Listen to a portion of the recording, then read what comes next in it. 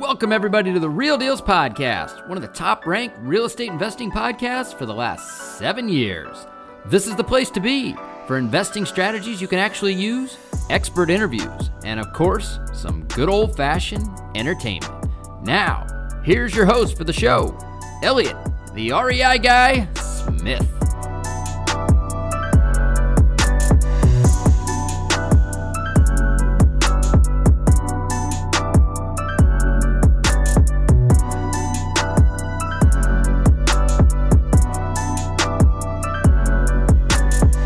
What's going on, Real Dealz podcast listeners? I think I got a great show for you this week. I got my buddy Mike Gary here. He flew in, first guy to fly in for the podcast to actually just come to do the podcast in the studio. I haven't seen the footage yet, but I think it's going to look awesome. We have a producer now that was in there doing the switcher and all those things. So it took us a while to get it set up, but it was a ton of fun. Mike is partners with Cole Rude Johnson, who was on the show with me for a while, but they are up in Seattle and they're crushing it. Mike runs the whole sales operation and just is really, really good. We dive into a lot of seller negotiation skills and tips. We talk about how to lock up a property, how to deal with sellers, type of different seller personalities, and then we also get into just some other bigger thinking things in the show as well. So what's going on with me this week? Well, this week has been interesting, and I talk a lot about how this business is very momentum driven, and it just never ceases to amaze me. I was at the title company 3 times this week. We sold 2 wholesale deals, and we bought 1 property. The flip property that the guy walked into my office, it was 2 Fridays ago, walked into my office, said, hey, I want to sell my mom's house. I'm here from the other side of the state. Went, looked at it, tied it up an hour later, closed it 8 days. So that's a pretty cool deal. We bought it for $133,500. I called my lender. I said I need $135,000, 8%. They said they need note and deed of trust over. I had to put $251 onto this property because closing costs didn't cover. And we locked it up, tied it up, and we're done. So that was pretty cool. And then we got a $16,500 assignment fee on 1 property that we've had under contract for a while. And then we got another $12,500 assignment fee. So kind of a nice week, kind of feel good. We also listed a flip last week that has been a little bit slow. I think we got a little aggressive on price. So we did a price drop going in this weekend. But you know, everybody's saying, oh, the market's slowing down a lot. The market's slowing down. It's going to crash. This is typical slowdown. And, you know, one of the things we talked about with our partner on this one is when you put flips in the market in, let's say, March to June, people can overlook some imperfections. But because it's so hot commodity, there's 3, 4, 5, 6 offers on these properties. Well, when summer hits, July starts to slow down a little bit. August tends to really slow down. And then what happens, September is really kind of slow. So you got to make sure that you're just perfect on this. We had discussed saying we needed to get our yard in because we redid sprinklers and the yard was dead. And we just didn't get a yard in fast enough for it time to grow. And so just a couple things that we could have done a little bit better going to market, especially if we were pushing price. So still learning on those things. But other than that, I feel really good about where everything's at. We're plugging right along on our 32 unit. We've passed most of our inspection, just waiting on the appraisal to come back, and got the financing lined up there. Started doing some more marketing for some more multifamily. We have a goal to tie up one more property before the year's over. And then we started doing our SWAT teams down in Houston, where we're doing the entire deal through our call center. And we have a transaction coordinator, a guy that's kind of managing it in Texas, but he's not even in Houston. And in the first 10 days, we tied up 3 contracts. They've all been assigned out already. So pretty excited. We think we can ramp that up to 10 to 30 deals a month by the end of the year. And so we're in Houston, Dallas, and that's where we're at right now. So pretty excited. We're still, trying to figure out how we can best utilize our skill sets between Tucker, Cole, myself, the call centers that we have set up, and just how do we really build something that's really effing cool. And so excited would be an understatement for where we're at there. Other than that, I don't have a ton going on. I just have been really, really busy. And so I'm going to let you guys get into the show. Hope you guys have a great weekend. And guys and gals, have a great weekend. And I will see you next week. Thanks. All right, Real Deals podcast listeners, I want to talk quickly about our show's sponsor, Iron Bridge Lending. If you guys have not reached out to Iron Bridge already to talk to them about funding some of your upcoming flip projects, I highly encourage you to do so. I've known the owner of Iron Bridge for a very long time. I've personally borrowed millions of dollars from them over the years to do a number of different projects, and I can say without a doubt, they are the best hard money lending company I have ever come across, and that is the reason why they are the sole sponsor of this show. I've had a lot of other companies reach out to me and want to sponsor this show, but I just won't do it. I feel like I need to be genuine in who we have sponsoring the show, and it needs to be somebody that I've personally done a ton of business with. So I personally vouch for their ability to be the best, hands down, in the world of hard money lending. You won't find better programs, you won't find better terms, and they're lending or will be lending in over 20 states. So chances are, if you're hearing this in whatever state you're in, it's definitely worth it to check out their website, reach out to them, see if they're lending in your state, and if they are, I would absolutely encourage you to do business with them. Another very cool thing to note is that they have a program for most rehabs where you can actually borrow up to 90% of the purchase price. Now, this is given the fact that you are actually buying a deal, which if you're listening to the show, that means you probably are. But if you have an actual deal on the table, they'll fund up to 90% of your purchase price, and they'll even give you rehab funds on top of that, which means that it only takes 10% down to get into a project, which is unbelievable in the hard money world. So do yourself a favor, reach out to Iron Bridge Lending, have a conversation with them, see if they're a good fit for you and for your next project. I can guarantee you that you'll be happy that you did. What's going on, Real Deals podcast listeners? I am here with a good friend of mine, Mike Lopez. Or Gary. Mike Lopez, Gary. Is it like a hyphenated like Cole? It is, yeah. Okay, so you're partners with Cole Rude Johnson, who's been on the show. He was doing the show with us for a while, but then he just got busy moving to San Diego, life. But you're actually the guy that's been staying up in Seattle, running the sales team, putting the sales team together, working with callers, BAs, putting deals together, closing deals, signing deals, doing all those things. So you've been holding the fort down. Yeah, and I've actually appreciated more of the responsibility that I've taken on because I've learned way more. And so it also allows me to help out my business partner because then he can go out and focus on other things of the business. Mm-hmm. So yeah, because Cole is a genius in his own right.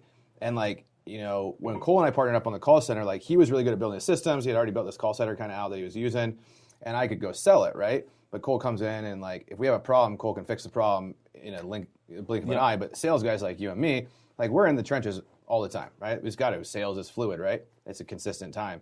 And so you need guys like Cole, and that's kind of like my wife too. She can fix a bunch of stuff, and we make a good pair. Yeah, and it's also important for guys like us to be able to spot those issues and then communicate those issues to the guy who can actually solve them. Exactly. Yeah. So why don't you get back? So you're a little bit older than Cole. You're 26. He's 23. And I don't want this to be a Cole show. I want to be a Mike Gary show. And so I want to know about you. So why don't you talk a little bit about who you are, where you're from, what you've done in life, and then we'll kind of dive into the real estate stuff. Yeah, so I served in the military between the ages of 19 to about 22 years old. And what branch? I was in the Army. Okay. Yeah, so I was in the Army. I was serving at JBLM. That's what got me in Washington. And what sparked my interest in real estate, just quickly, is I served with a buddy of mine who was actually buying rentals. Okay. And we were on duty one day, and he was on his phone, and he was like, "Hey, I got to take a break. I have to go take care of one of my rentals." And I was like, "Interesting." And he came back, and I was talking to him about it, and he was like, "Man, this is a really good way of making some extra income. I'm buying them for super cheap." And this was back in 2015, 2016, okay, when everyone was saying that real estate was overpriced. Yeah, I know. Yeah, people told me that, and I was like, I'm just waiting for the next crash in 15, 16 when I started. Yeah, and now that I look back on it, I was like, man, I should have capitalized on that. But anyways, so that kind of sparked my interest, and then I got in the military, and I always had real estate in the back of my brain. But I kind of went down the normal route of, okay, I got to go to college, I got to do my thing, get my degree. And to be honest with you, I didn't even really know what I wanted to study. I was just kind of taking classes, and I didn't really have a set path for myself. And that's when I was actually budgeting my lifestyle. I was like, hey, this is the lifestyle I want. This is the amount of money that I'm making. It's not going to make any sense for me to wait until I'm, 30, 35, or 40 working a corporate job. Well, okay, what was the budget that you wanted to spend on lifestyle back then? Yeah, so I wanted $10,000 a month. Okay.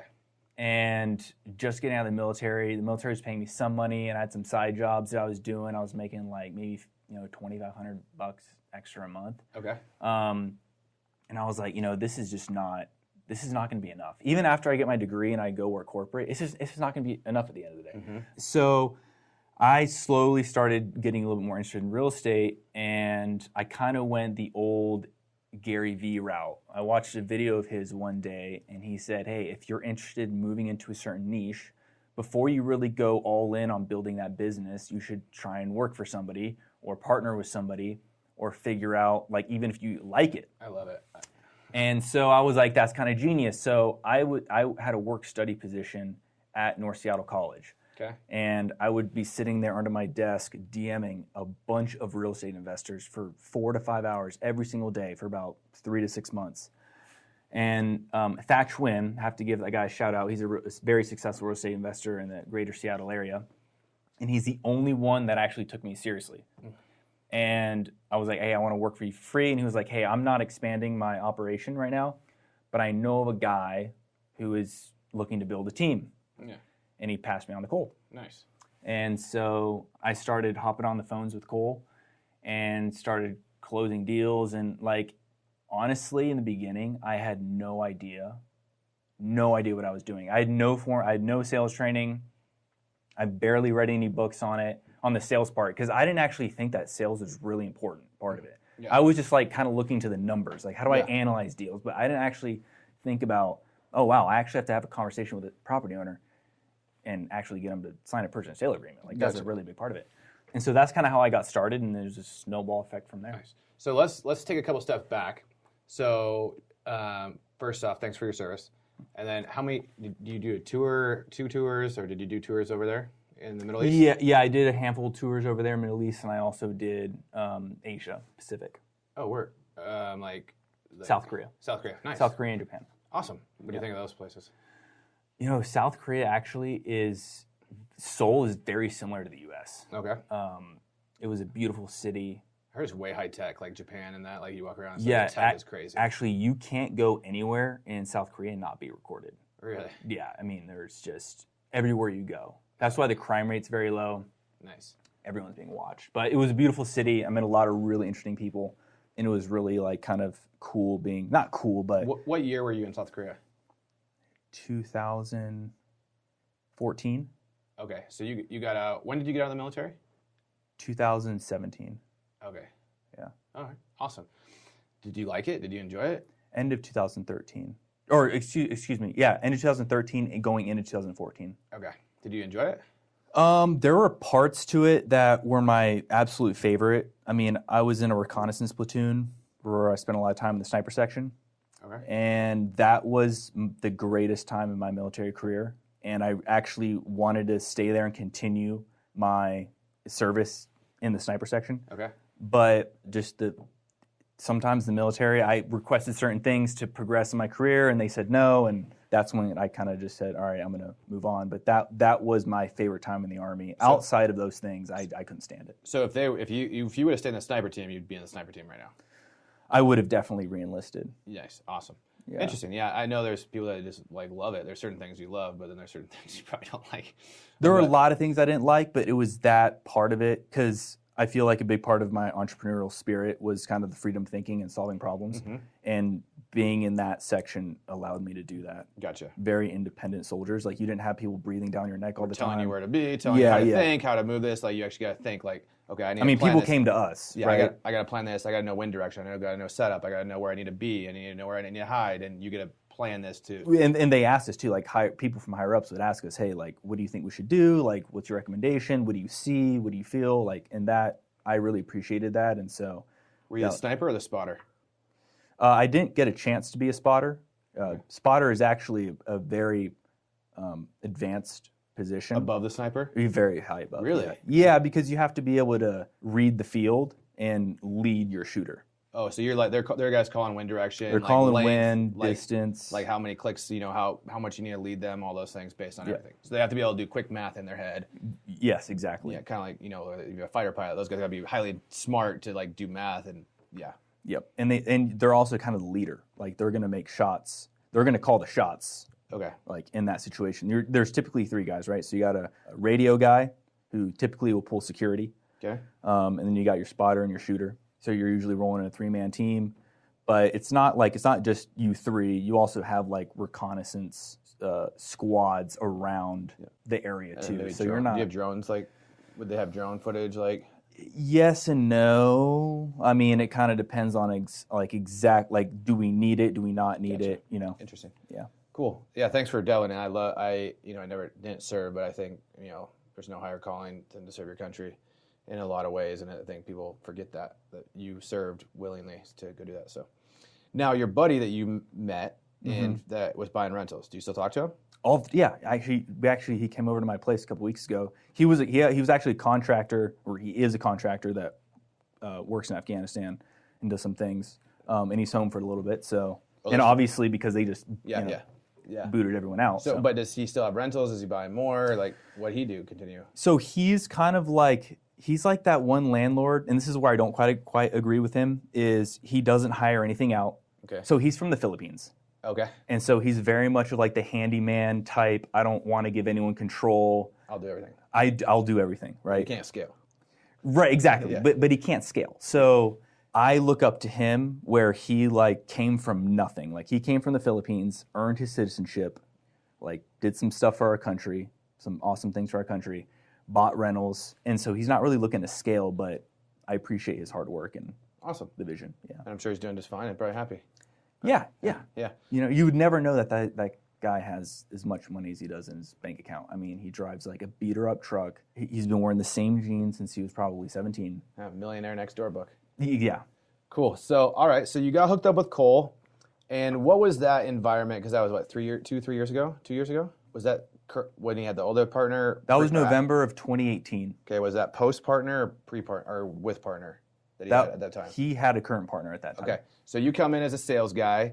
And what was the environment like? You said you didn't know anything about sales. You didn't, other than who you were, you didn't know anything about real estate. You're just thrown into the fire, right? You with a couple of 20-year-old kids running this company, and you're 23, just trying to wing it, right? Yep. So, why don't you talk a little bit about, first off, I think it's highly intelligent of how you got started.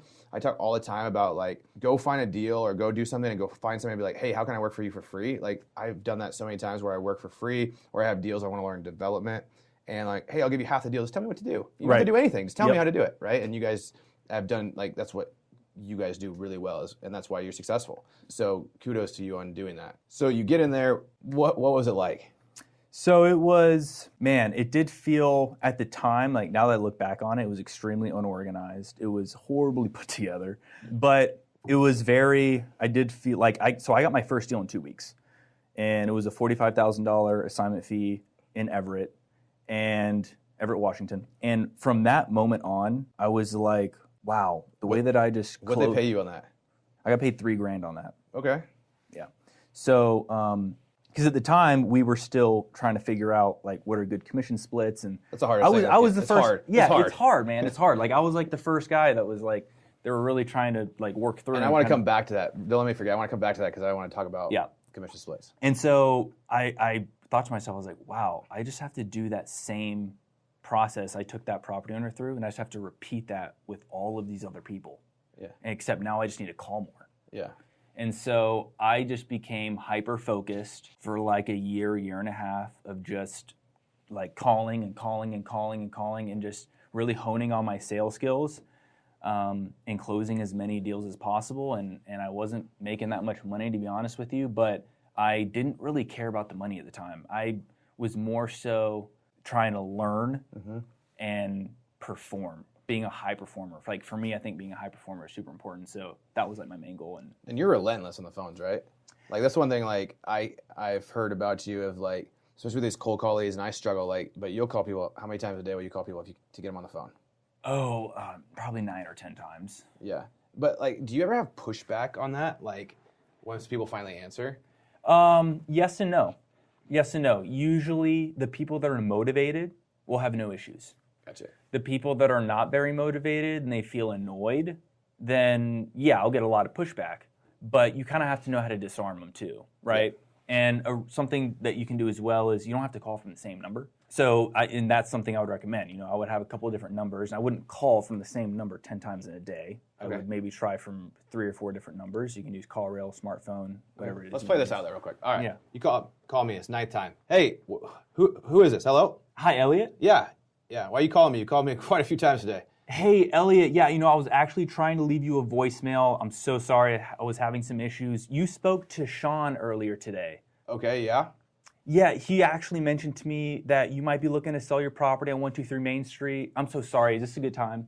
Yeah, it's an all right time, but man, you called me a bunch of times today. I just, I was busy. I would have called you back.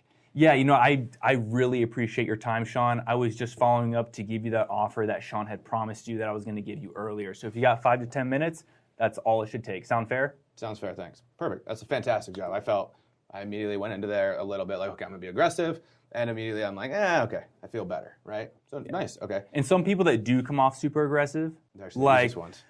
yeah, like the ones that are like, give me an offer, give me an offer, give me an offer. Sometimes you do have to be equally, because they want to do business with people that they like. Yeah, exactly. So you do kind of have to mirror them a little bit. Mm-hmm.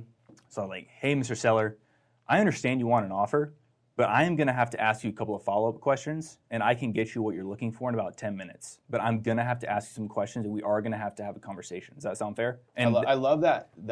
Does that sound fair? I Yeah. use that all the time. I always, you're asking for permission. I'm going to tell you a little bit how we work and then you can tell me how you want to proceed. Does that sound fair? Mm-hmm. Then they're giving you the permission to actually listen. Exactly. Yeah. So, all right. So you match tone. One thing that I've always tried to work on with myself on the sales side, and I didn't mean to do a tangent, but people love when I start talking about sales stuff.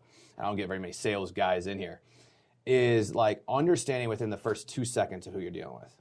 Right? A personality type. And you made a comment a minute ago, matching, mirroring, understanding that personality type. Mm-hmm. How did you hone that in? I mean, it takes a lot of time, but how did you get better at understanding who a seller was immediately? Because so in the beginning you have, and I tell the guys on my team this too, no matter what they say in the beginning, just go through the whole conversation. Mm-hmm. If they say they don't want to sell, if they say they don't want to do this or that, just take them through the process.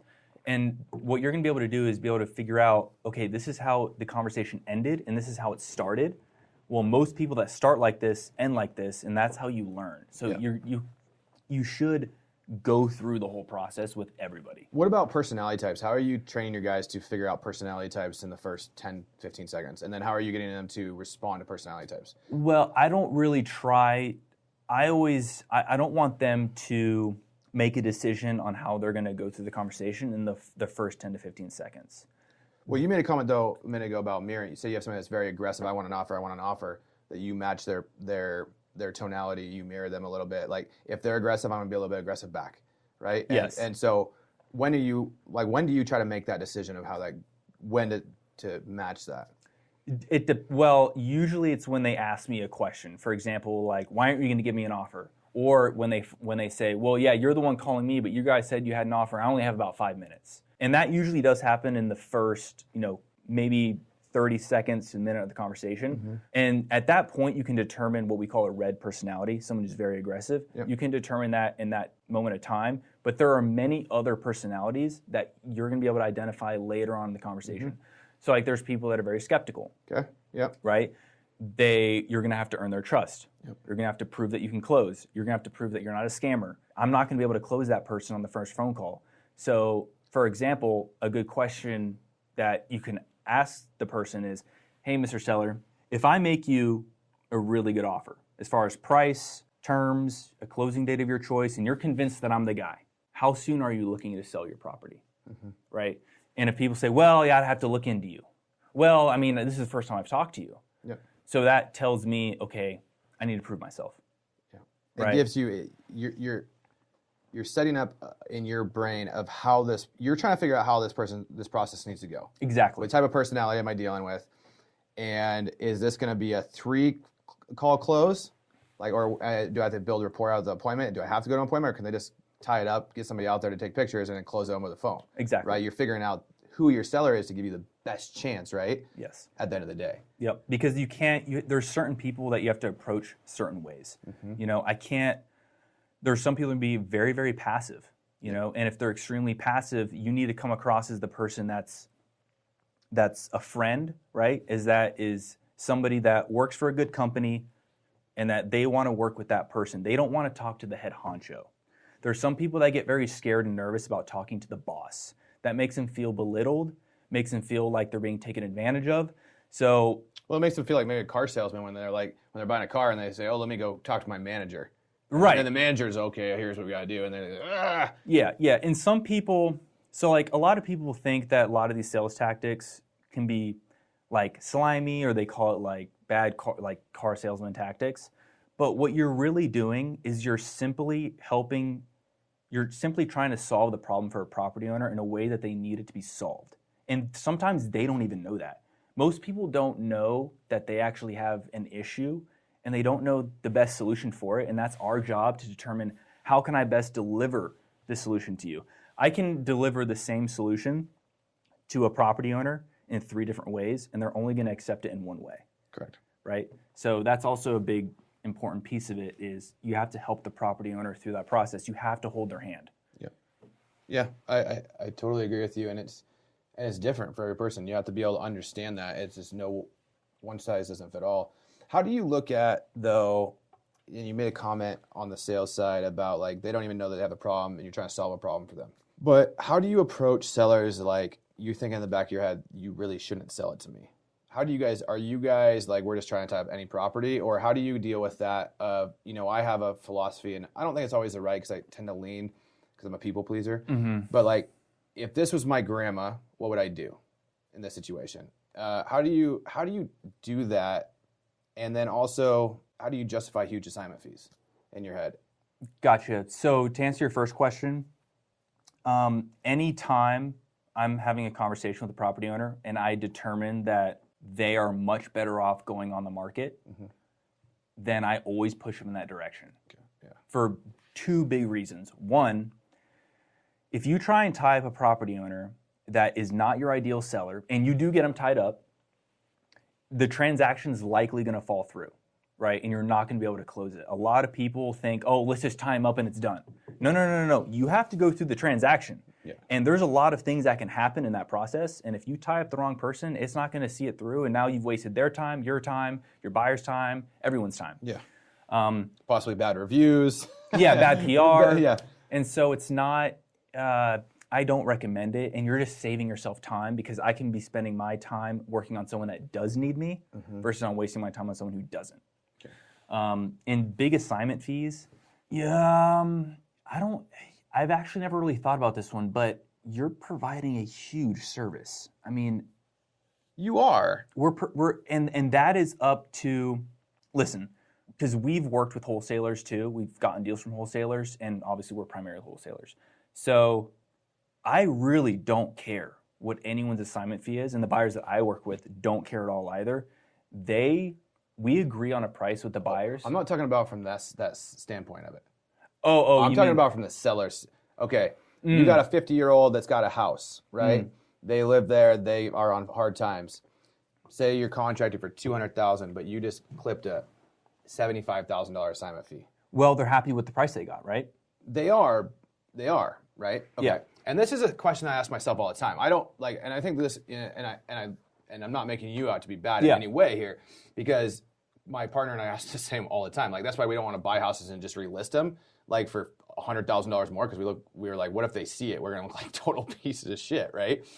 And so that's why I've never been big on wholetailing, in my opinion. But like, they're happy with the price, but what if they just don't know better? Say they're getting on their value from a tax assessed value, right? And then, but tax assessed is freaking way off.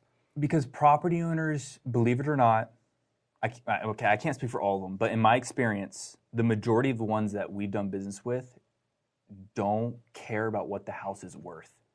They only want a certain amount that they're going to walk away with. That's it. A deal we're going through right now, she needed to walk away with $160. Well, when we got the settlement statement back and we're working the numbers, it's really like $152. Because you had closing costs, excise. Yeah, all that stuff. So we're going to give her an extra $8,000 because she needed the $160. She doesn't, and she knows that she's selling it cheap. She's like, I just need it fast and I need my $160. I don't care how I get it, but that's what I need and I'm going to be happy. What about on, because I agree with that. There's a lot of people like that, right? And my job is to make money at the end of the day. And I tell people right up front, my job is to make money. Like, sometimes I make more, sometimes I make less, right? That's just the way it works. But you have a problem, and depending on if I solve your problem really well, I should get paid for that. It's just different because people have like realtor mentality is we get a percentage right? And so it's like, it's hard in that sense of like, and I'm not advocating for one way or another. I'm just saying that was kind of where I was going on that is, do you feel like there should be some, is it hard? But I agree with what you're saying on this. So, but say you had like a probate, right? You know, I'll talk about a deal that we did one time. Lady calls in, they saved our mailer. It was their uncle probably died. They were in from out of town. And we ended up tying it up for $170 to $500. And they were happy. I mean, I negotiated them a little bit. They wanted more, but you know, at the end of the day, I'm good. And they were happy. Well, we immediately bought it and then resold it to somebody that was one of our buyers, that one of our agents was working with a buyer, never listed it for $250 the next, 2 weeks later, right? And it's like, okay, we just made $70,000 on this deal and we didn't do anything. Did we add $70,000 of value? I think, and this is really a question I'm asking myself, and I'd love your opinion from the sales perspective because I want to win. Yep. But like I don't know. You get what I'm saying though? I can understand what you're saying. I think a lot of it has to do with you must not feel that you're bringing that value. That might be something that you're going to have to work through. But what I can say is, for example, I've had property owners that have called me. It was actually a probate situation. And she said, I felt like I sold. I wasn't in a good headspace and I was kind of emotional. And Mike, I'll be honest with you, I need an extra like $50,000. After you've already signed the contract. Yeah, like after we signed the contract and after I already committed to a buyer, and our fee was like $30,000. Gotcha. So that it was just like, whoa, now I'm in a weird position because I got to go talk to my buyer now, and that's a hard position to be in. And now I got to be like, well, how do I negotiate my fee when it's like, you're 20,000 negative, right? Yeah, I'm 20,000 negative, but I also want to make it. So do I bump up my buyer or do I try and negotiate with the seller going through a hard time? Because my buyer is also financially invested. He's providing a service. I have to take care of him too. I can't. Was her offer unrealistic at the 50,000 more? Well, I thought it was, but it was in a really nice area, and I couldn't justify it with comps, but I was able to sell the buyer on the location, and they actually made a lot of money. Gotcha. Like 8 months later, they absolutely crushed it. Thank you, market gods. No, totally. But I had to take care of her, man. Like when she's calling me crying and saying that she was in a bad spot, like what am I going to do? What did you do? Did you give her 50 grand more? Yeah, I had to. How much did you guys make on the deal? 20. So I talked. So you do have a heart, and that's really like because, and I think I want to portray this in a way because too is people think like, there's a lot of bad press sometimes with wholesalers, and there's a lot of guys that do this really fucking poorly, right? Yeah. And I think you guys do it really really well, and so I love talking sales shop with guys like you, and so it's just like we actually give a shit about sellers. We actually care about them, right? There's a lot of people that have like zero empathy and they're narcissistic and they just give zero shits about sellers. Somebody calls in, like that lady calls in and says, sorry, screw you, I'm recording a memorandum on your property so you can never sell it. You have to sell it to me. That's the deal, right? That's what they would say. Yeah. And they probably wouldn't have made money. And they probably, and they probably would have made money and they would have got rewarded, but then they probably could have, but they also probably would have gone on their buyer and been like, hey, I think this is up. I'm going to charge you more. Or they're also the same guys that say, hey, everybody come in, do an open house, make your highest offers, and then go bid everybody against them. And I was honest with my buyer on it. Yeah.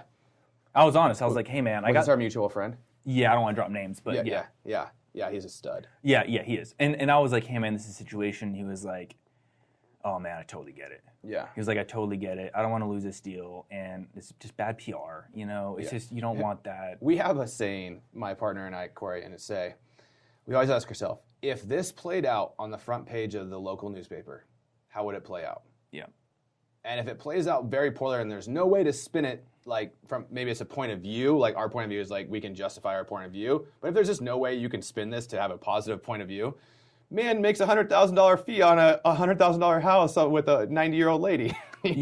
Like that's just not good for business, right? Yeah, it's not good for business, and I do think that it does catch up to you. It will catch up to you. Yeah, we had a guy here locally that was in and doing really well and actually got kicked out of a title company because he was assigning a property that he tied up for $53,000 for $60,000 to somebody with a lady that was like 85. And the title company said, we're not doing this deal. Another title company did it.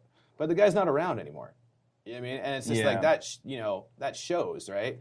Because I know you guys, we operate very similarly. And why don't you talk about like, you have one buyer that you guys trust, basically he's in your CRM and you can tell him everything and it just, for the most part, right? Why don't you talk about like how you guys run your operation and with your buyers and like build like a good tight knit group and really prosper from that. Yeah, so eventually when you work with a buyer for a certain amount of time, your buyer's also going to have issues down the road. And I have gotten phone calls from buyers, like I have like top 4 buyers. And they have called me and they have said like last minute, hey Mike, I know you don't like this, but I'm really questioning this deal right now. And I'm just asking if there's any flexibility on the price. And I know that this is not what you want to hear, but I'm going through some hard times. My immediate response is, hey man, I totally get it. Like I've been doing business with you for years now. Like I'm not gonna tell you to screw yourself and like this is no longer your deal. Let's work through this. Now, if it's a habit, I do have to have the conversation of, hey man, I can't be having this conversation before closing all the time. Yeah. But to forge that relationship, you are gonna have to give up a little bit for your buyers. Yeah, because sometimes you might need to go back to them and be like, hey, I need $5,000 more on this deal. Exactly. To hit my margin, right? And it was actually for that guy beforehand, I had to do that with him because I was like, hey man, I know I undersold this deal really bad and we actually like kind of need the extra funds. Yeah. And he was like, you know what? I'll give you an extra 30. Yeah. Like, yeah, so it's all a relationship game, right? Do you ever take backhand money? Backhand money? What do you mean? So like, say instead of giving him assignment fee, say, hey, why don't you go flip this?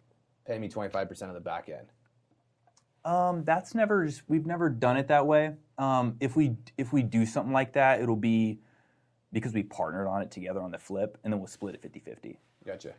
But no, we've never done. Have you ever looked at doing that? I've thought about it, but it's just not something, especially right now with the way the market is. I would be a little hesitant. You don't feel good about the market? You know, it just makes me a little nervous. I'm naturally kind of a nervous person. I noticed when we were talking crypto earlier. Yeah, I am. I'm naturally kind of a nervous person, and I don't want to bank on things like that. So actually, right now, you probably will ask me later on. But what we're doing is we're staying way far away from flipping. We're just trying to wholesale as much as we can, and build up reserves, build up relationships and credit in order to buy when this whole thing comes crashing down. But we just don't want to be stuck up in projects for more than 2 to 3 months. Interesting. Yeah. If we're in a project, I don't see it crashing. What makes you think it's like?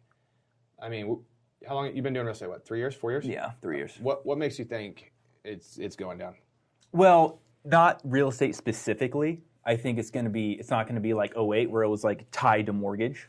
But I think, with the stock market and with COVID and inflation and all these things that are going on, when this bubble does pop, real estate is going to go down with it.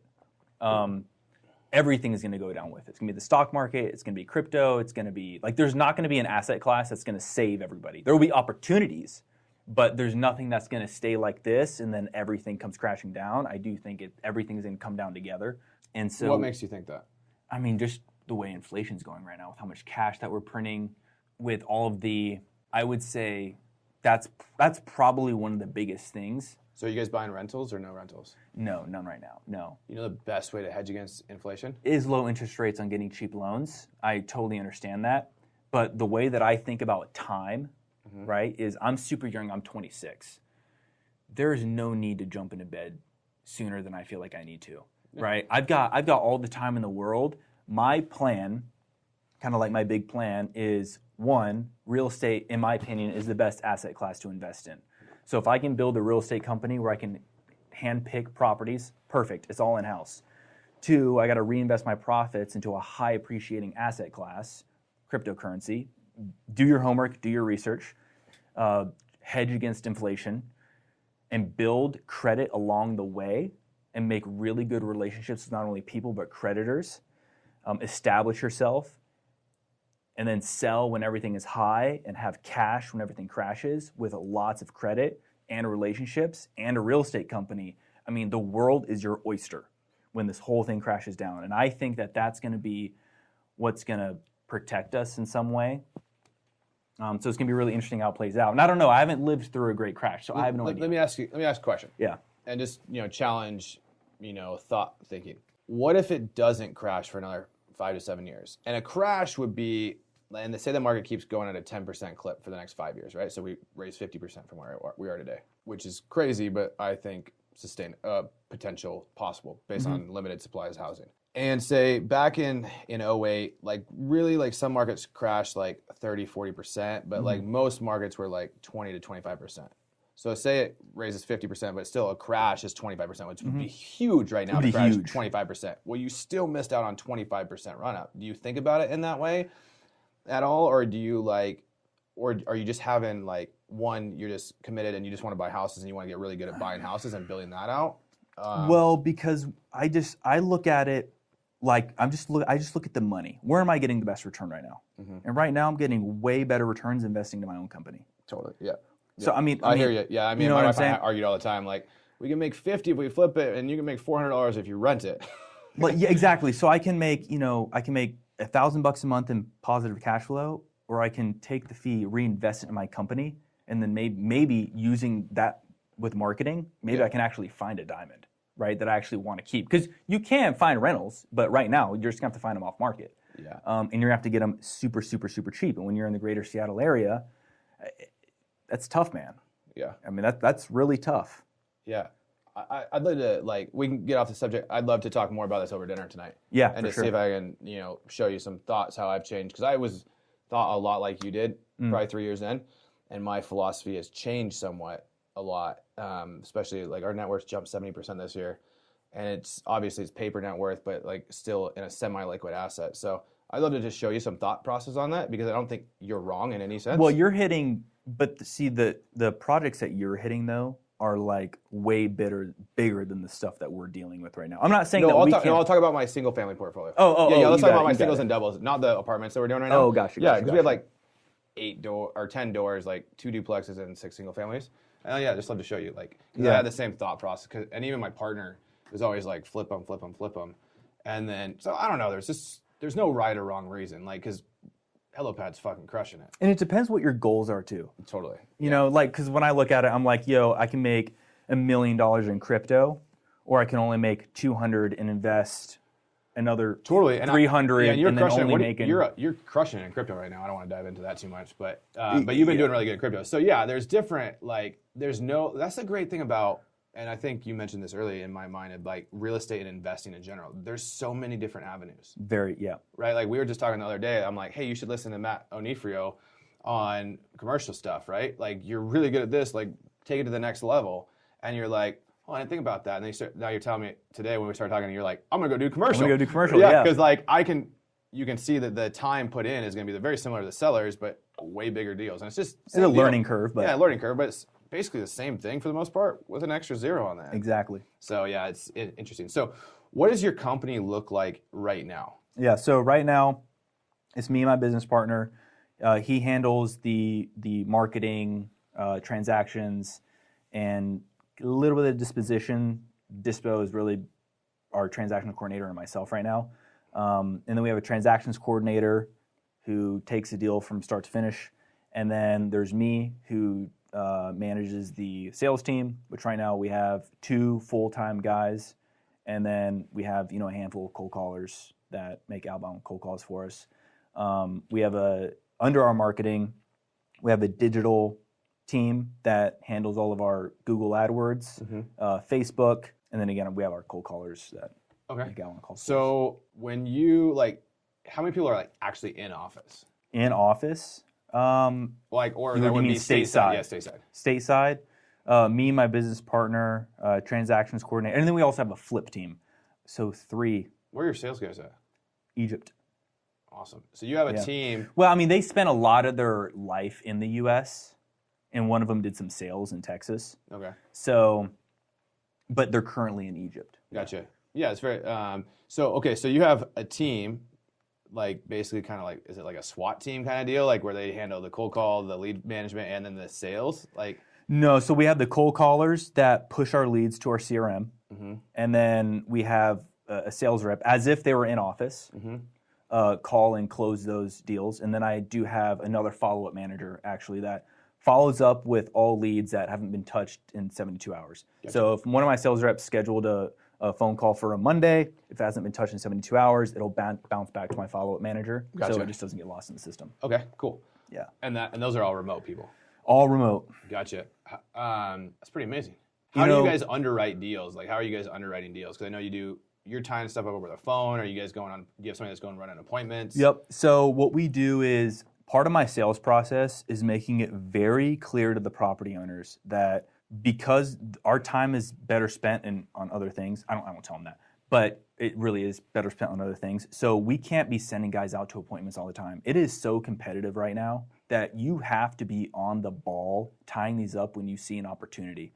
So, but we make it clear to our property owners, hey, listen, we haven't seen the property yet. We're taking your word as gold, but we are going to have an inspection period. As of right now, if everything that you just told us right now, if it checks out and there's no other hidden issues, serious hidden issues that we aren't accounting for, we are going to have to talk about price, but I just want to set that expectation with you. That's why when we do have a big issue with like disrepair of the property, they know it somebody said, my house is totally ready to go. We just went on it a couple weeks ago. My house is totally ready to go. It's market ready. Yeah. Sell it on the market. No, I need to sell it by next week. Sell it on the market. No, I need to sell it by next week. Okay, we go there, and it's like half done homeowner projects all over the place. But it's also, that's where it comes into asking the right questions. Yeah. Hey, Mr. Seller, what upgrades have you done in the past 6 months to the property? Yeah. None.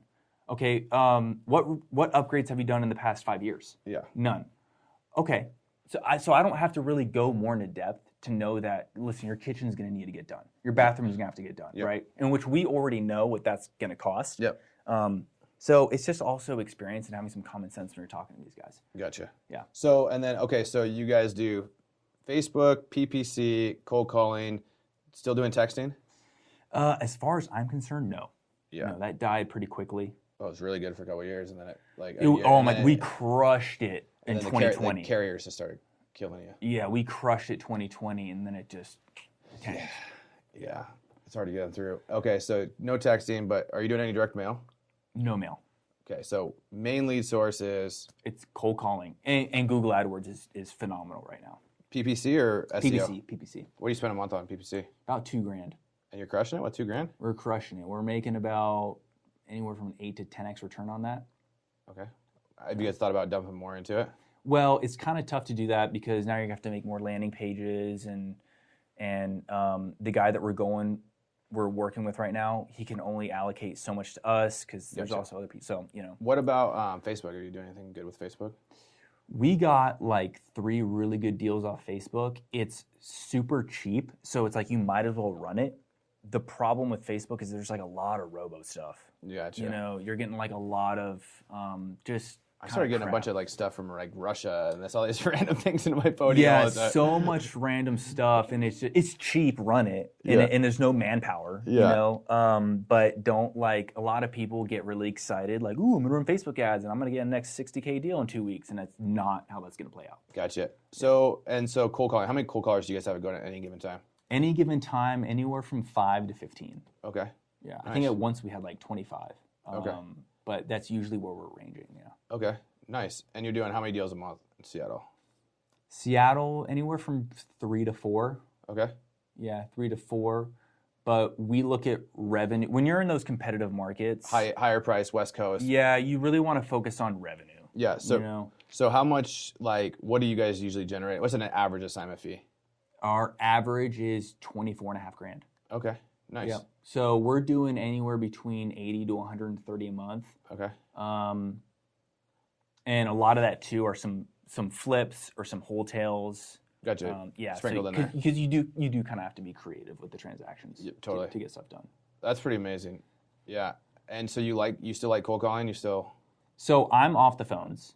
I know, but do you like as a lead source? Like, how have you seen that change over the last 18 months? So I think cold calling is probably your best form of marketing right now. I mean, you can't beat it, really. I think it's important to start SEO if you can afford it, to build out for long term, because you are going to have an online presence, which we're doing. But cold calling is just, people don't like it and people complain about it, but it's just it works. It works. You just have to know. You have to have realistic expectations, and I feel like there is all this buzz around. You can get started with no money and you don't need this, you don't need that. Listen, it's 2021. You're not going to survive in greater Seattle area with one caller. No. you need to go ahead and just get like 5. Yeah. You know, like you need to save up your money. Just not in Seattle, other markets. Other markets too, right? No, I'm just saying nobody needs to go to Seattle. Yeah, no. Yeah, no. we're already competitive. Yeah. I'm not in Seattle, but yeah, we don't need. Yeah. But that's what I'm saying is I think a lot of people bag on cold calling because they're just not investing enough money into it. Like you are gonna have to. You are gonna have to put some money into it. You are gonna have to get a handful of callers. No, 1, 2, 3 callers is not gonna. You'll make money, but it's not. You're not gonna be able to build an actual business off of that, especially if you want to build a sales team. Because if I'm building a sales team, well, each guy is gonna have to have a certain amount of leads a day to work with. How many? Okay, why don't you break those thought process down? Like, okay, you have sales guys in Egypt, or you have cold callers and you have your sales guys. Like, let's just say for you, for example. Yeah. And you're working this. How many leads per day do you want coming in from SEO, PPC, whatever you're doing? How many leads a day do you want to work? For each sales rep, they need ideally anywhere between 8 to 15 leads a day. Okay. Out of those 8 to 15 leads a day, let's just call it 10 for simple math, right? How many are trash? How many are follow up later? How many are hot? Why don't you bucket them for me? Yeah, it's tough. I would say 1 to 2 of them are going to be closable. You're probably going to have 1 a week where it's like, that's 100% a hot lead, I can close them. But you also have to think about getting these guys on the phone because a lot of these people, they could be a very hot lead, but a lot of people don't answer the phone. Yeah. Right? A lot of people don't. So it's kind of hard to measure that. How do you get them back on the phone? You just have to call them a lot. Right? That's kind of the biggest time kills all deals. Like there's a person that didn't answer for 4 months and then they finally answered like, oh, I sold. Yeah. You know, and you'll look it up and it was to an LLC and you're like, dude, there's nothing that hurts me more in this business than when I have a deal that maybe I forgot about following up with, a lead, and then all of a sudden I'm looking at stuff. I'm like, oh, I need to call them back, and I go look, and somebody bought it for a really good price, and I know them I know who the person is, or like I know it's an LLC, and I'm like, I'm an idiot, right? Because you were only focused on low-hanging fruit, and so I think that's the problem that I ran into in my business was we only focused on low-hanging fruit. We never really had the follow-up dialed in. We have it way better now. But I was losing deals because I just didn't follow up, and so that's what Mike Gary's really freaking good at is following up and just getting people on the phone and being relentless. You got to be relentless, and a lot of people they don't want to do that because it makes them feel uncomfortable, and that's you're gonna lose to the next guy, and so I really drive that into my team is you got to leave your baggage at the door. You are gonna feel uncomfortable in this position. But know that you're not stealing from anyone, you're not cheating anyone, you're just doing your job, but you have to work really hard, and it's one of our core values at Helipad is work ethic. So you got to be relentless. Yeah, it's crazy because get me in there and I can beat 9 out of 10 other buyers and pay less. But it just if I can't get myself in there because I can't get them on the phone, then you're never going to win that game. Exactly. Yeah. How have you guys found like in a competitive market? What have you found your edge to be to say investor A is offering 200 and you really want to be at 190? How are you beating investor A? That's a good question. Without paying more than investor A? Yeah, I would say you're gonna have to know your market very, very, very well because one thing that really puts us on top is that we have no contingencies, right? Like no inspection. So. Well, unless you haven't been in the house, right? What if you haven't been in the house and you're locking up? Because remember you talked earlier, like, hey, as long as it matches up what you say, how are you protecting yourself on that one? So we can do a very, very short inspection period. If it's built at a certain time frame, we have been this bullish before, where if it was built in 2005, I'll say, hey, if you can just send me photos. Yeah. The only thing that I'll say is this subject to a sewer scope.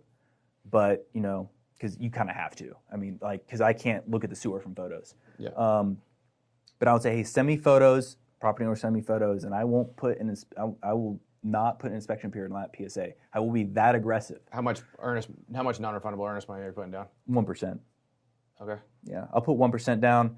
With the bigger ones, in order to beat that investor A2, sometimes you do have to go out to the property, and that's just something that you're going to have to do. But a lot of times, people just, most property owners, again, they're not chasing that higher dollar. They want to know two things. Can I trust you to close the deal? And are you going to give me the amount of money that you say you're going to give me? And In the time that you said in the time that you said that you're going to do it. Yeah. Right? Agreed. Because at the end of the day, 190 to 200 to the property owner, I mean, let's be honest, They don't care. They might, but I mean, some people do. You know that going into it. Is this, the seller, right? Are you looking for the most amount of money? Yeah. Or are you looking for a sure thing? And if they're a sure thing, I can beat investor A all day long. Exactly. Because I can sow doubt in investor A all day long. I can poke every hole. I'll take, especially if we close a lot of stuff ourselves. So I'll take the assignment. No, they're going to probably ask for an assignment. I'll put $5, $10, $15, $20,000 non-refundable down. I'll close in 7 days, whatever I have to do because I know I'm buying it. Yep. Most of the time I actually don't put the earnest money down. I just never even send a check. But you got to know your market, man. Mm-hmm. Yeah, you got to know. You got to know rehab. You need to know construction. Yeah. You need to know your buyers. Oh, this house is in like Green Lake, Seattle, built in 1907. Yeah. Dude. Yeah. Like, you can have a mess. you're gonna have a mess. No, I'm not gonna offer this guy way more than it's worth, right? But a lot of the times when I get sellers that'll say, well, I have an offer for this amount, it's always simple. Why haven't you taken it? Yeah. Right? Yeah. Why haven't you taken it? Well, I want more. Okay, Mr. Seller, well, if I made you a really good offer today, what is more? Like, what would you take? Just so I don't waste your time. Yeah. I don't know, make your offer. Okay, so if I offered you $202,000, would you take it? It'd have to be like 210, Mike. Okay, so that tells me right now where I need to be is 210, right? I love listening to you talk because I've been talking about this stuff forever. We just did a training call with my guy Tony on the a couple episodes ago, and like I never commit to anything, right? Until I finally get the seller to tell me where they need to be. Oh, right? yes, Like I yes. never commit. Like okay, so if like even when they like give me a price and I'm like, well, if I was in between 110 and 115, is that somewhere you can be? Knowing that they want 115 and knowing I probably want 110, but like getting them to tell me where I could really give you a solid number. That's why I always train my guys. Just get them to tell you a number that they want. Correct. And there's many ways of doing that. And one of the best ways is giving them a very wide range and saying, is this a wide range that you can play ball in? Yeah. Absolutely not. Okay. Then try and get them to tell you where they're going to have to be at. And then from the start, what I tell them, if I'm more than 20% off, if they want more than 20% of where I need them at, I'm just very honest. Hey, Mr. Seller, we're far off. And I just want to set proper expectations. If you're open to receiving an offer, far below your asking, by all means, I can put something together for you. Yeah. But I don't want to insult you and I don't want to waste your time. I love it. Yeah. And so if they ask for the kick in the nuts, then they ask for it. But do you send them a hard offer at that point? No, I never. No. We don't ever. Or do you at that point in time when say they're at a range of 300 to 350, or you put a range of 300 to 350 out there or whatever, would you be in this range? I'm not saying I may be there, but would you be there? And they're like, no, I wouldn't be there. Oh, I don't want to waste your time. Like, if they say I can't be there, then I always ask for a counter. Yeah, and say I don't want to give it or whatever, and you're in this point where you're like, do you want the kick in the nuts, right? Would you be like, well, I really need to be in the 240 to 260 range? Is that way you would come in and be at that point to try to get them to come there and then basically get off the phone if it's no? Well, what I always say is I don't always say this is where I need to be. How I like to phrase it is, hey, this is where off-market properties that are selling similar to yours are between X to Y. So you're not even committing where you want to be. You're just saying where the market's going to be. I'm always talking about the market, right? Gotcha. I'm always talking about the market, and if they say yes, then, and that's why you have to be really good at comping on the phone. You need to be able to multitask. So I'll pick a number out from the middle. I already know at that point where I need them at, so I can pick a number out of the middle. Okay, so I'm between, I always like to give a $100,000 range, by the way. So in the bigger markets where you have like $800,000-$900,000 homes, I need to be between $500,000 to $600,000. So if I went back to the team, Mr. Seller, the finance team at $550,000, what would happen next? And if they say, well, $550,000, well, I thought you said you go up to $600,000. Well, that's at the top. That's at the top of where we're seeing properties at, Mr. Seller. So I cannot commit to you, and I can't make any promises right now. But if I can get you $600,000, do you and I have a handshake agreement over the phone that we can go ahead and move forward today? Because I don't want to have to go do all this work and get our investors, which our investors, like our buyers, get them all Do you excited. tell them you're wholesaling it? Sometimes. Yeah, sometimes I will. So sometimes what I'll tell them is, hey, sometimes I'll call them back and I'll say, hey, I know that price didn't quite work for us. And I usually do this when we mess up on value, like when we mess up on comping the property, right? Because my sales rep will be like, hey, they wanted this amount. I'm like, why don't you tie it up? Yeah. Right? Or man, you already agreed to a price that was a little too high, man. And I have to come in and correct them. So a good way to kind of get around that is. So you're giving the sales guys in Egypt the green light to tie things up? Oh yeah. You don't. But I read the offer first. You don't underwrite it, or you do? I do underwrite it. Okay. Yeah, I underwrite it, and I always review the paperwork beforehand. Gotcha. Because you don't want them sending out legal documents without you at least, because it's your signature at the end of the day. It's going to be put on there. So Yeah, exactly. Yeah, you got to be able to review that stuff. Awesome. Yeah, I love the way like the tactics and the words that you use are very similar to some of the phrases. I don't want to waste, I don't want to waste your time. I don't want to waste my time. Totally. I always say that. I don't want to waste your time or my time, Mr. Seller. Let's just get to the point. Let's just get to the point. Like we're going to be here, yes or no. Yeah. And then what I always like to do though is, depending on their level of motivation, will determine how much I want to educate them. Because if they are really motivated and they need to sell, I don't want to leave them. I just don't want to leave them hanging. Yeah, we'll set appointments, and tell me that's like obviously you're not going to appointments, but I'll set appointments for our guys, or my team will set up for me. Like motivation trumps all. 100%. Motivation and condition of the property. Yes. Right. Trumps if it all. meets those two things, I don't give a shit if they tell me they want the moon. Exactly. Right. I'm going there. Yep. Right? 100%, because I'm going to be that only buyer. Yeah. Right? I'm their avatar. They need me. They need me, right? All it's going to take is me explaining to them logically why. Yeah. And Right. just beating out investor A. Beating out investor A. But I don't, and I guess to kind of tie back to the point I was trying to get at is, I don't go into bidding wars, and there's questions that I ask the property owner in the conversation to determine whether or not I am entering into a bidding war. I don't do. And anytime I am entering into a bidding war, I always say, hey, Mr. Seller, I am not in the business of getting into a bidding war.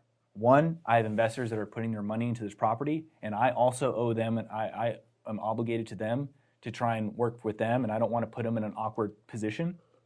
And I also want you to get a very good, fair offer. So if by the end of this conversation, if I can make you a fair, competitive offer that you're happy with, can we move forward today, or are you going to shop it around? So I'm trying to commit them ahead of time to, hey, we can move forward. I don't want to be put in this position. Now, if they do say, well, I'm going to shop it around, blah, blah, blah, I'm going to say, okay, I totally understand you're looking for the best price possible. I'll tell you what, why don't you go out and get all of your offers? Go get every single one of them. I want you to get the highest price with the best terms. You can white out all the personal information, send it to me, I'll outbid them. Or I'll see if I can. Do you tell them you'll outbid them, or you say, let me see and I'll see what I can do?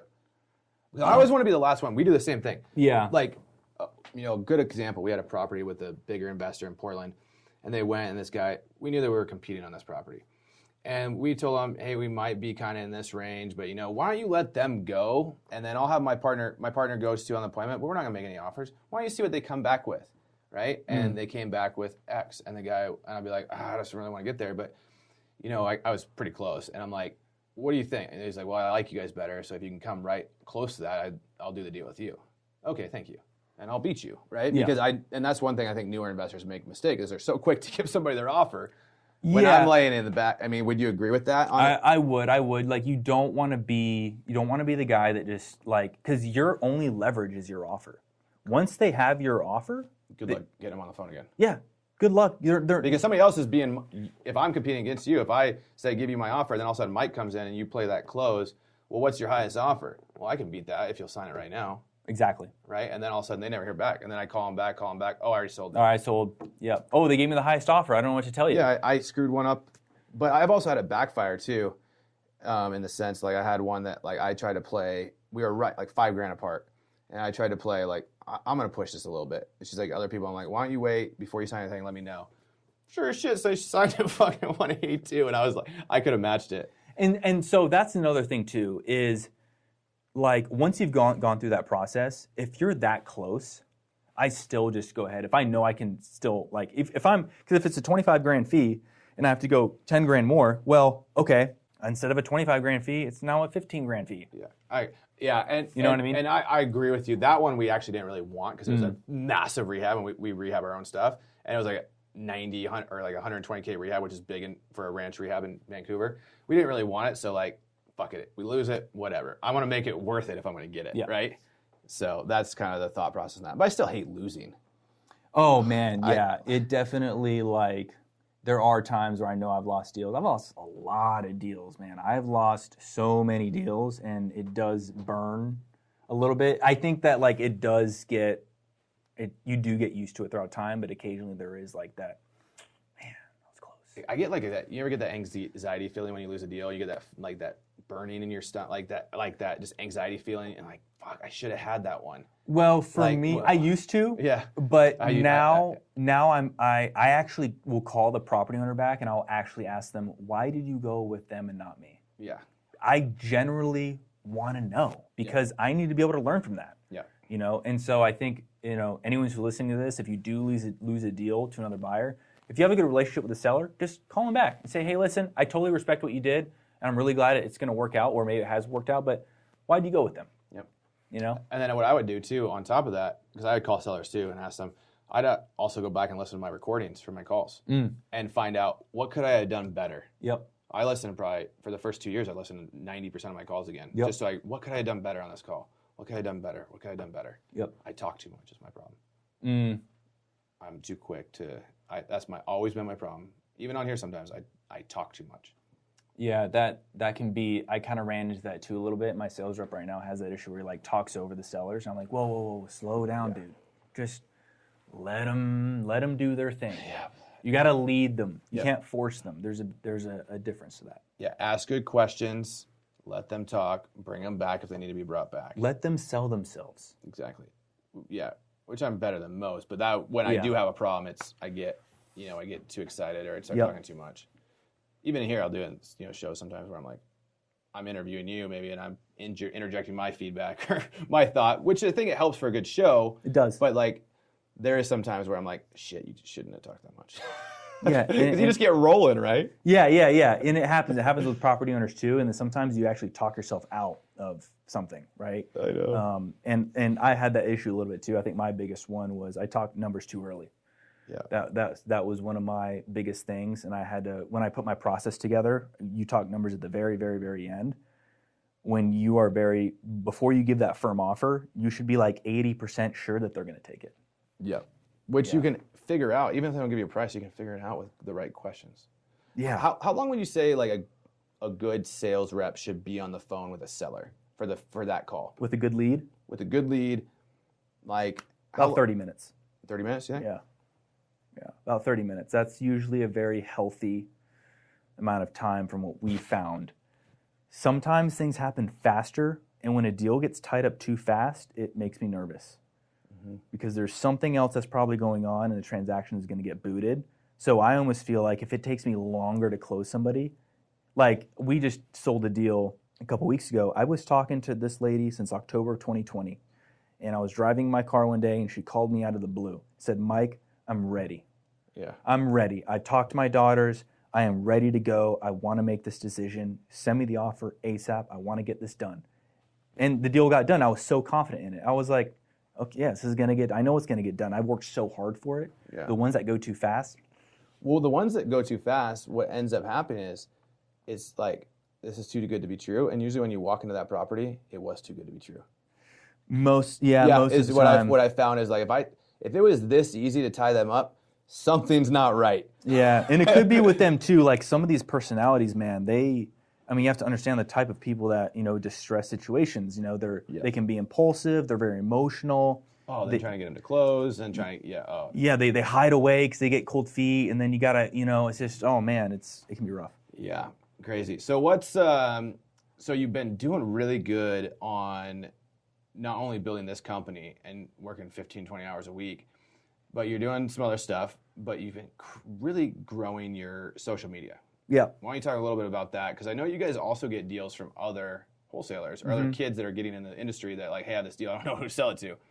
Why don't you talk a little bit about how social media has helped you, what your thought process is on social media? I know that you just shot locked yourself in a room for 2 weeks to shoot this sales training course. Yeah. That is pretty cool. I've watched some of it. Why don't you talk about what's your thoughts there of giving back and helping people and allowing that? So I think that, well, you mean more from the social media side. You mean like when people bring us deals through social media? Yeah, I know Cole City's gotten deals from guys like he's met off social media that guys then bring you deals. Yeah, well, a big part of that has been the fact that he was on the Bigger Pockets podcast, right? And so that is huge for real estate guys. Like if you're in the real estate industry, like Bigger Pockets is like the place to go to, right? So that helped out a lot. But I think for me, I'm not like huge in Instagram. I'm really big in the stories, not necessarily like the actual posting of the content, which I need to do way better at. I'm primarily way more focused on TikTok right now because you can still get reach a large amount of people organically at this time, which I'm all about. But for me, it was just posting consistently and relating to my audience, like not saying things that are like not true, not fluffing things up, like being just really honest about my process, and it makes people relate to you a little bit more, which that's what they get sold on at the end of the day, right? Yeah. How well can I relate to you? And so that's really helped us, I think, starting to grow my own personal brand. The sales course really came, actually, I didn't create it to be a sales course. I created it because I wanted to have something where my onboarding sales reps could go through and learn, so I wasn't so hands-on in their training. Yeah. Because I feel like if you're looking to build a sales team, you're so emotionally and mentally invested into that person. And then if it doesn't work out, which chances are it's not. I mean, it's a really hard position to fill, and it's a numbers game. I found myself getting drained from that process, where I was like, you know what, screw it. I can just get back on the phones and close deals. That's why I never hired salespeople. It's I hard. hate training. I do too. Because it's like, it's taken me years, and I'm still not the best. Yep. But it's like taking me years of like I can't just download my brain into theirs. Yeah, I mean, in some ways that you can. It's just, it's really hard that if you do it in person, where I'm like talking to them like this. If I do it with 3 different people, I might do it like 3 different ways, and so then I don't know which way's working. Yeah. And I can't automate it. So I put so much time and energy into all these people, and then one of them has, ethics issues where they're not doing things the right way. I have to let you go, right? Or they're not producing. I have to let you go. Or You just don't show up. You just don't show up. I have to let you go. And I'm just like, and I would get lazy on the hiring because I'm like, I can just close deals and we're always going to make money, but I'm a business owner. Yeah, not a business, not a sales guy. I'm a business owner. My job is to build out this side of the business. My job is not to just stay on the phones all the time. I'm losing money by doing that. And so I created that online sales course through Trainual, which is like an amazing resource where your guys can actually go through it and then take a test. Yeah. And at the end of the day, I do like a quick 15 to 20 minute review. I actually can read the results of their test. Do they understand the content or do they not? Fill in the holes. And then that also helps me reshoot things if I need to. Yeah. Cool. And so now I can hire like 3 people at the same time or like 2 people at the same time. One doesn't work out, I can bring on someone else. Yeah, that's awesome. Yeah. And I know you're not selling it yet, but I think at some point you're going to, but it's pretty unbelievable, and it dives in a lot of what we talked about today, and just the intricacies of like how to win in a competitive market. I want to loop back because we didn't talk about it. Now you're a business owner. Yep. But you were working as a sales guy, and you're still in the same business, but now you're an owner. Why don't you talk a little bit about how that transpired? Oh, I mean, I think that a big part of it was my work ethic, and I think my loyalty and commitment and drive is something that you can't find in everybody. And when you see those traits in certain people, I think, for a guy like Cole, who's extremely intelligent and can see those traits and knows that they're rare and valuable. But, I'm willing to die on the mountain. Yeah. And I think if you're going to have a business partner, hey, we're going to sail through the ocean together or we're going down with this boat together, So that transition has been like a huge experience for me where I've had to transition from like the sales brain to now more like the operations business building brain, which has been my biggest learning curve. But it's amazing though, guys, and if you stuck around this long, which most people do, it's amazing because I've preached these principles since I started this show. Go add value to other people. Yes. You said, I will do this for fucking free. I just want to learn.